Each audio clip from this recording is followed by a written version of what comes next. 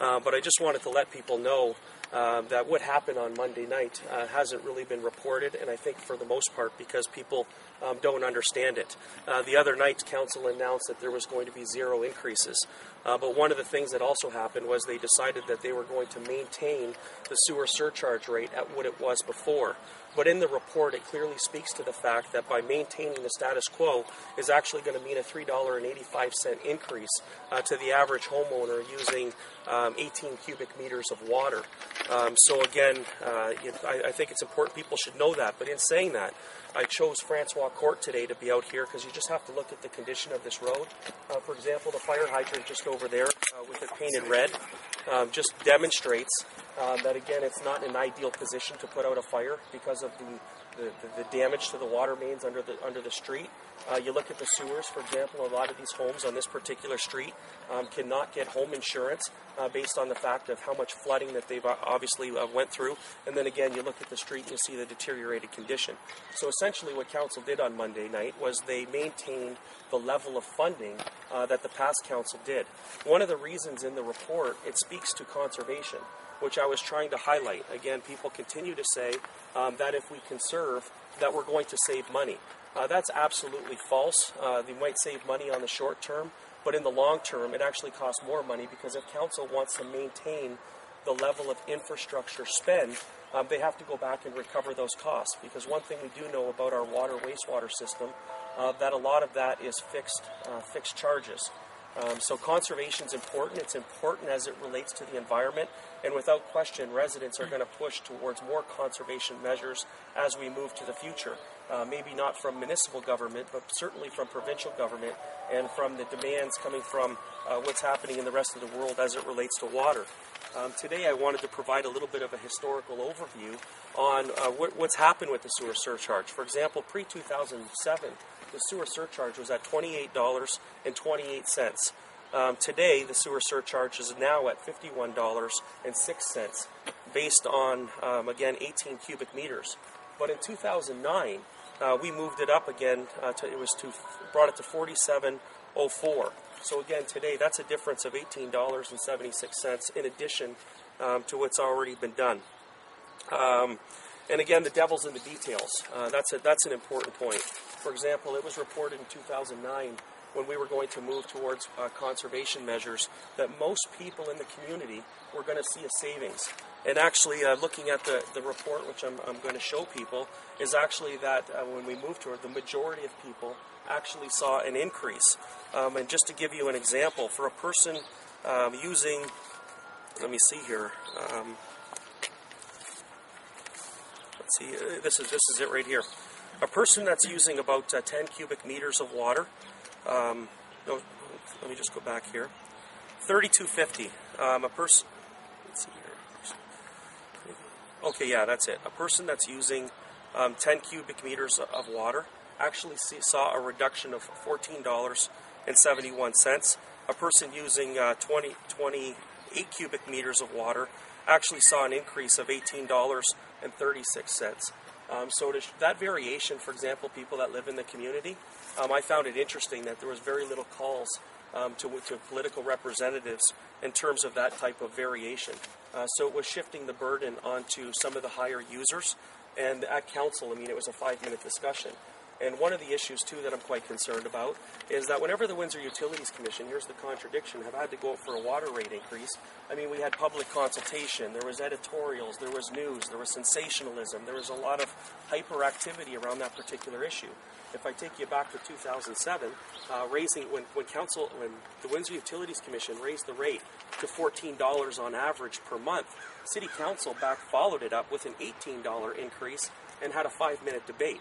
The other, 2009, we talked about shifting the burden, which has had a significant impact on people that conserve and a significant impact on people that spend or use more water, and yet we had a 5-minute debate.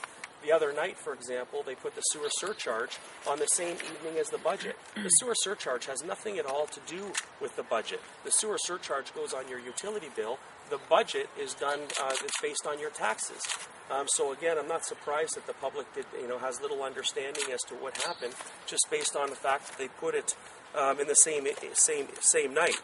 Again, this was a lightning rod issue during the election, and I want to say this: that one of the reasons too why the city council had to go get money, which isn't in the administrative report, is the fact that there's less customers paying into the system. So we know as Windsorites, or have to know as Windsorites, if we have more people living in Windsor paying into the Windsor Utilities Commission, that means your bill is lower. If people continue to exit the city, the reality is, people start to pay much more. So again, very little discussion on that.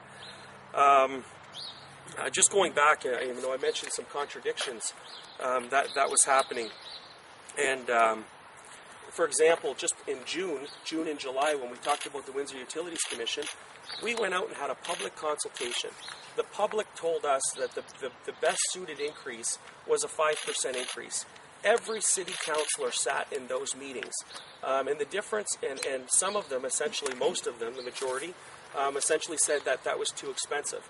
So what was proposing on behalf of the community, I think, was a $1.60 increase, and what council actually ended up implementing was a $1 increase, saying people can't afford an additional 60 cents.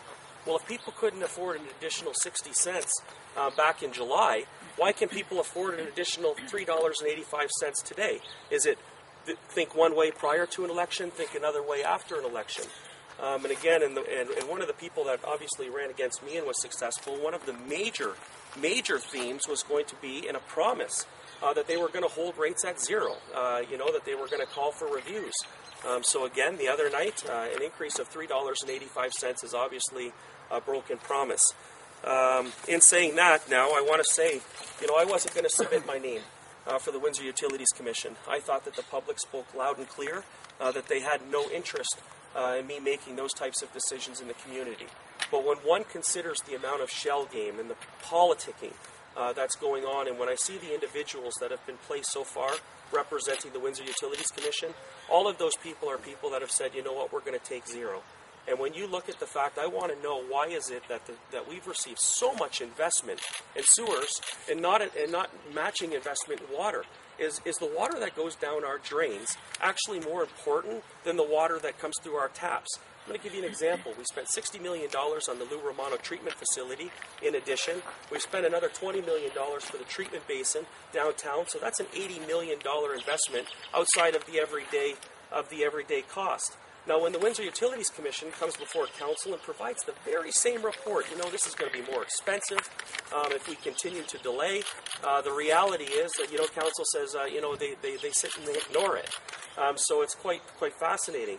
But what I'm going to do is I'm going to submit my name for the Windsor Utilities Commission, and I have no interest, and again, obviously one person can't determine the outcome, but I certainly understand the issues. I think the community will have a better understanding of the issues, and I want people to know that I'm going to donate the money to charity if I'm picked. And by saying that, I'm not suggesting in any way, shape, or form that the people, for example, our public people that sit on the Windsor Utilities Commission do not deserve that money. They absolutely deserve that money based on the amount of preparation that job requires to do it properly. So that's one major theme. On another point, I've made several suggestions to move forward on how the city can better phase in a rate strategy at the least amount of pain. And I can tell you that the powers that be have pretty much ignored those types of suggestions. And my concern is also someone takes some of those ideas, wraps them up in a different wrapping paper, and calls it their own. So I think it's time we start being truthful around those particular issues. Are you saying the 385 though is the problem? Is what prompted it, or were you already thinking of this before Monday night? No, hey, listen, I really, I said from the very beginning, there's no way that council can deliver on this. I've also said right from the beginning that I believe strongly that we need to make those investments in our infrastructure for the long-term health of the community. Sitting in those particular positions, you need to make certain policy decisions, and certainly I think that's one that's very important that has to make. So again, I congratulate council on their vision the other night for infrastructure investment, but I am completely perplexed when it comes to the enormous contradictions of it's all right to treat one corporation another way and another corporation another. For example, the city's been very successful and advocated around pay-as-you-go, paying down debts. Eddie's always talking about for the city to need reserves. The sewer surcharge has reserves. The Windsor Utilities Commission doesn't have reserves. The Windsor Utilities Commission is not paying down the debt, and the Windsor Utilities Commission isn't getting the investment necessary to ensure that we offset the type of cost into the future. It's almost like, going out and buying a car and saying, I'm going to pay it off in 8 years. I'll pay you the bill in 8 years at a time when you need to go out and buy another car. It makes absolutely no sense. And again, I can speak to this issue much more fluently over a period of time because, like I said, this is a very complex issue. And again, just based on the fact that people didn't report on it, I really believe that people viewed a status quo sewer surcharge rate as the status quo. It's always gone through that way. So people in the community go, oh my God, our water rates are ridiculous. And sitting on the Windsor Utilities Commission, our water rates are average with the region, average with the province, and yet we're one of the biggest water users. It's our sewer surcharge that's so high that's flown under the radar screen. Not to say it's not important, but to beat the heck out of the Windsor Utilities Commission is completely misleading, false, political, incredible. Like I said, city councilors sat before residents at public meetings where the residents said, this is what we want. They knew best. People couldn't afford it. After an election now, they can afford $3.85. It blows my mind. Is that an apples-to-apples comparison? Like before the election, they said 60 cents, they're going to raise it. After the election, well, just recently, so $3.85? The 3% increase on the water bill, for example, when we had 2 5-hour debates at council, all the politics, you know what I mean? It was obviously intense. There was a lot of hypersensitivity around the issue. What we ended up implementing was council's recommendation, not the public's, that the water increase based on 22 cubic meters would go up $1. And what the public was advocating for example, was a phased-in plan that started at $1.60. So council, in its wisdom, by one person, said we can't afford the 60 cents. So some of those same people that said that they couldn't afford the 60 cents now can afford $3.85. And I don't want to lump them all into one spot because I think there was 4 or 5 councillors that supported the need for that investment, but obviously they weren't supported by the majority of their peers. The voters did speak, Ken, and so why are you still interested? Why do you still vote? Well, again, I think it's an incredibly complicated issue. I think people are under pressure. I think people were, especially around this issue, they've had a lot of hope that somehow we're going to find a solution to relieve people of their burden. And I know that we need to start finding real solutions. Like, for example, I know that when Eddie talks about the water wastewater study, I've always said from the very beginning that, yeah, you know what, we're going to continue to find efficiencies moving into the future. But in reality, it's not going to be the type of efficiencies needed to pay for this type of infrastructure. I have to tell you this, the Windsor Utilities Commission, prior to this administration, the old administration, said if you ever let the infrastructure go to the point where we're reaching 600 breaks per year, that the Windsor Utilities Commission will not be in a position to be able to handle that amount of workload. So when somebody suggests that they're going to advocate for 0 increases over the next 4 years, that is proven that we're going to hit the 600 water main break, which means it's going to be incredibly more expensive. And if people thought the 86% water increase back in 2007 was shocking, be prepared to be shocked again. Now, in saying this again, let's phase it in properly. The public said, let's do this in a phased-in approach. Now, again, people are hoping. So I'm there to kind of just say to people, you know what, this is the reality. I'm going to continue to be out there and advocate. I believe it's about integrity. And I can tell you I have no city council political aspirations, for the future. So this is about, I told Eddie Francis, I told the community I was going to continue to stay active on this file. And again, it wasn't something that when I first ran for office, I said, I'm going to improve the infrastructure. But after working 2-3 hours every day on this file while being elected, I'm concerned that there's not going to be enough voices out there that are telling the truth.